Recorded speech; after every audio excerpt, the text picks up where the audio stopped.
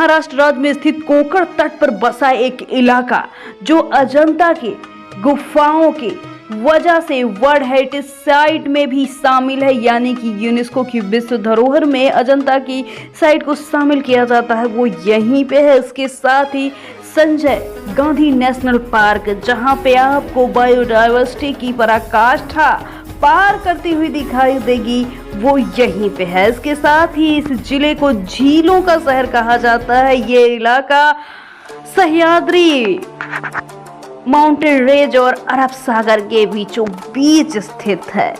जी हाँ दोस्तों, हम बात कर रहे हैं एक ऐसी जगह की जहां पर भारत की पहली ट्रेन चली थी। जी हाँ दोस्तों, आप शायद ही जानते होंगे कि यह क्षेत्र शिलाहार राजाओं की राजधानी रहा है। 1853 में भारत की पहली ट्रेन बोरीबंदर से थाने तक चली थी। जी हाँ दोस्तों, हम बात कर रहे हैं थाने की ही। 2011 के जनगणना के आंकड़ों के हिसाब से जिले का क्षेत्रफल 4214 वर्ग किलोमीटर है। यहाँ पे आपको जनसंख्या की बात की जाए तो 80,70,032 लोग निवास करते हैं। जनसंख्या घनत्व की बात की जाए तो ये प्रति वर्ग किलोमीटर में 1157 लोग हैं। शहरी आबादी 76.99% यानी 99% और ग्रामीण आबादी 23.01% है। 1000 पुरुषों पर 880 महिलाएं हैं, जो एक दुखी आंकड़ा है। इसके साथ ही साथ साक्षरता 86.18% है, जिसमें पुरुष 90.90% साक्षर हैं और महिलाएं 80.78% साक्षर हैं, जो एक खुशी की बात है। इसके साथ ही प्रमुख भाषा की बात की जाए तो मराठी 53% और हिंदी 21%, उर्दू 7% बोली जाती है। यहाँ पर गुजराती, भोजपुरी, कन्नड़, मलयालम, बंगाली, तमिल, मारवाड़ी, कोंकणी भी बोली जाती है। यहाँ पर 3 आरटीओ कोड यानी कि वाहन पंजीकरण की बात की जाए तो MS04, MS05 और MS43 मिलेंगे। इसके साथ ही थाने मराठी संस्कृति और लाइफस्टाइल को फॉलो करता है। यहाँ के लोग कई तरह की मल्टीपल लैंग्वेज बोलते हैं। यहाँ पे कल्चर का पालन होता है। खाने में वड़ा पाव, मिसल पाव, पोहा, बटाटा वड़ा, चीकू, आम, पपीता, नारियल, अंडा करी, मछली के स्वादिष्ट व्यंजन आपको मिल जाएंगे। इसके साथ ही यहाँ पर गणेश उत्सव तो बड़े भव्य तरीके से मनाया जाता है। होली, दिवाली की भी झलक आप यहाँ देख पाएंगे।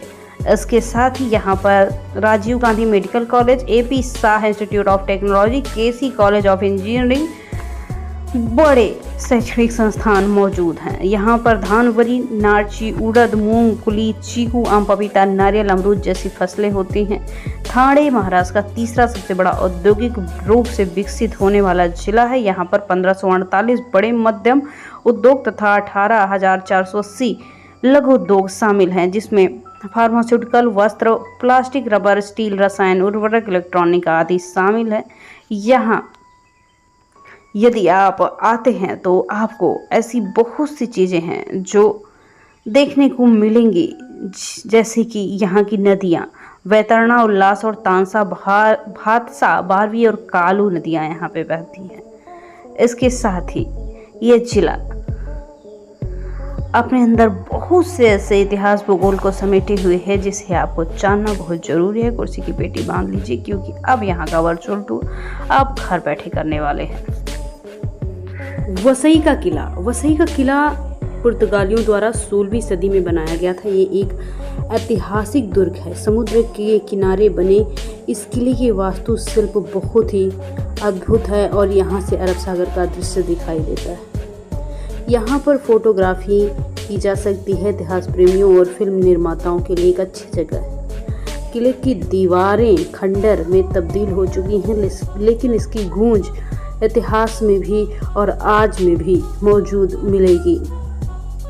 अगला जो स्थान है, इसे केलवा बीच के नाम से जानते हैं।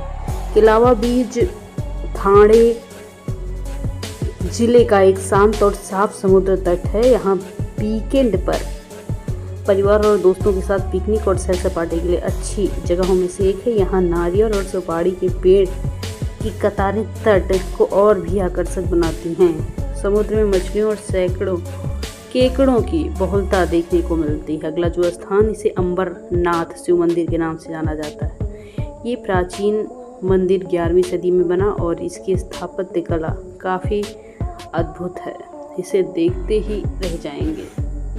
ये ऐसा लगता है जैसे इसे बड़े ही टाइम से और बहुत ज़्यादा कारीगरों से इसे बनवाया गया होगा। इसका मॉडल कुछ त्र्यंबकेश्वर जैसा आपको लगेगा, त्र्यंबकेश्वर ज्योतिर्लिंग जैसा, और एक अद्भुत नज़ारा है। ये मंदिर बहुत खूबसूरत है, बहुत सुंदर। शब्दों में शायद उसे बयां करना सबके बस की बात नहीं होगी। मंदिर की दीवारी पर अद्भुत नक्काशी है। पत्थरों के उकेरे गए शिव मंदिर पे शिव की मूर्ति पूरे मंदिर में आपको देखने को मिलेगी। टूरिस्ट पॉइंट से काफ़ी सुंदर और उत्कृष्ट जगहों में से एक है। अगला जो स्थान है, इसे इग्नोर कैसे किया जा सकता है। इसे संजय गांधी राष्ट्रीय उद्यान के नाम से जाना जाता है। इसका बड़ा हिस्सा मुंबई में आता है, लेकिन थाने के हिस्से को भी संजय गांधी नेशनल पार्क का प्रवेश द्वार माना जाता है। यहाँ टाइगर और अन्य जीव देखने को मिलते हैं। यहाँ ट्रैकिंग, जंगल सफारी, बोटिंग और भी बहुत सुविधाएं मौजूद हैं। यहाँ कनेरी की गुफाएं ऐतिहासिक महत्व रखती हैं और बौद्ध गुफाएं भी मौजूद हैं। अगला जो स्थान, इसे मसुंडा तालाब के नाम से जाना जाता है। थाने का ये ऐतिहासिक तालाब शहर के बीचों बीच स्थित है। यहाँ की शांति और सुंदरता लोकप्रियता और भी बटोर रही है।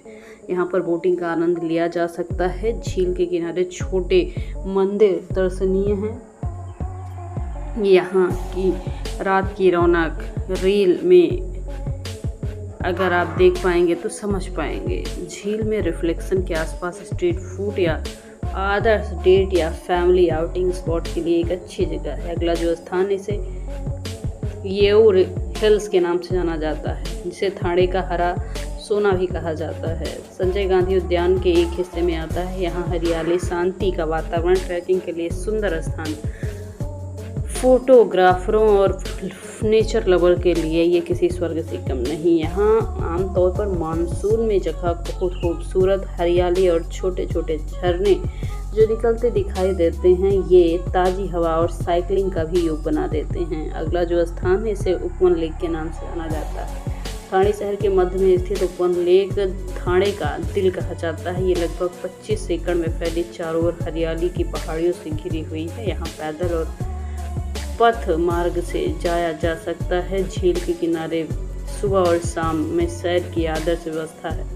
यहाँ संस्कार कला महोत्सव का आयोजन किया जाता है, जिसमें कला प्रेमी कलाकार बड़ी संख्या में भाग लेते हैं। झील के पास फास्ट फूड स्टॉल भी लगे रहते हैं, जहाँ पर आप लोकल फूड का आनंद ले पाएंगे। अगला जो स्थान है, इसे शिवाजी किला अंबरनाथ के नाम से जाना जाता है। शिवाजी किला स्थानीय रूप से अंबरनाथ किले के नाम से जाना जाता है। थाने जिले में अंबरनाथ में स्थित एक ऐतिहासिक किला है। ये किला छत्रपति शिवाजी महाराज के समय बनाया गया था। मराठा साम्राज्य की शक्ति और रणनीति का प्रतीक है। किले की ऊंचे पहाड़ों की दीवारें, जिससे आसपास के क्षेत्र की निगरानी करना आसान होता था, जिसे किले की दीवारें काफ़ी मजबूत बनाई हुई हैं, जिसमें प्राचीन दरवाजे, तोरण, गुप्त सुरंगें देखने को मिलती हैं। ये किला इतिहास प्रेमियों के लिए साहसिक यात्राओं के लिए एक लोकप्रिय स्थल है। यहाँ के आसपास के इलाके में घाटी हरियाली का मौसम मनोरम दृश्य दिखाता है। मानसून के समय ये किला और भी आकर्षक हो जाता है। किले के पास ही प्रसिद्ध अंबरनाथ शिव मंदिर भी है। ये धार्मिक और ऐतिहासिक महत्व को काफ़ी मजबूती देता है। अगला जो स्थान, इसे कोराई गांव किला के नाम से जाना जाता है। कोराई गांव किला थाने की सीमा पर स्थित अरब सागर के किनारे ऐतिहासिक किला है। ये पुर्तगाली स्थापत्य का अद्भुत उदाहरण है। 16वीं सदी में बनाया गया था। किला समुद्र के किनारे स्थित होने के कारण सागर का मनोरम दृश्य दिखाता है। किले की प्राचीर द्वार आज भी मजबूत हैं और इतिहास की गवाही देते हैं। यहाँ ट्रैकिंग, फोटोग्राफी के लिए काफ़ी अच्छी जगह है। सनसेट और सनराइज़ के समय ये जगह मंत्रमुग्ध कर देती है। जो अगली जगह है जो काफ़ी इंटरेस्टिंग है, इसे एलिफेंटा गुफाओं के नाम से जाना जाता है। ठाणे और मुंबई की सीमा पर एलिफेंटा गुफाएं यूनेस्को विश्व धरोहर में शामिल हैं, जो मुंबई हार्बर के पास हैं। इन गुफाओं की अद्भुत नक्काशी वास्तुकला विश्व में इन्हें अद्भुत बनाती है। गुफाओं में भगवान शिव के विभिन्न रूप अद्भुत हैं। मूर्तियां और शिल्प कलाएं आज भी देखे जाते हैं। इनमें सबसे प्रसिद्ध त्रिमूर्ति शिव की प्रतिमा है। ये भगवान शिव के तीनों रूप, निर्माता, रक्षक और संहारक को दर्शाती है। यहाँ नौका द्वारा पहुंचा जा सकता है, जो यात्रा को और भी रोमांचक बनाता है। एलिफेंटा गुफाएं इतिहास प्रेमियों के लिए और फोटोग्राफरों के लिए एक स्वर्ग से कम नहीं। अगला जो स्थान, इसे रणारू बीच ठाणे के नाम से जाना जाता है। ये सुंदर शांत समुद्र तटों में से एक है। ये लंबी रेत की पट्टी, स्वच्छ पानी, आसपास के हरियाली भरे चीकू बागानों के लिए प्रसिद्ध है। समुद्र की लहरों की मधुर आवाज़ और ठंडी हवाएं यहाँ के वातावरण को बहुत सुंदर बना देती हैं। समुद्र तट, पिकनिक, फैमिली आउटिंग, फोटोग्राफी के लिए बहुत सुंदर जगह है।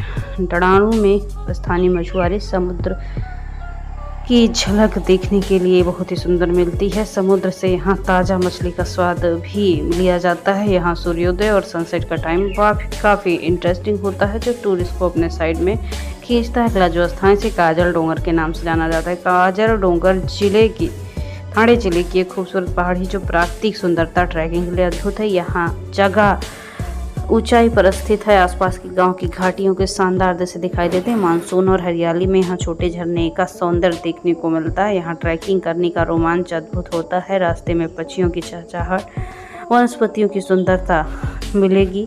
इस जगह को काजल डोंगर इसलिए कहा जाता है क्योंकि पहाड़ी पर चढ़ने के बाद दूर से काजल जैसा दिखाई देता है। ये जगह प्रकृति प्रेमियों के लिए चहल पहल भरी और स्वर्ग जैसी अनुभूति देने वालों में से एक है।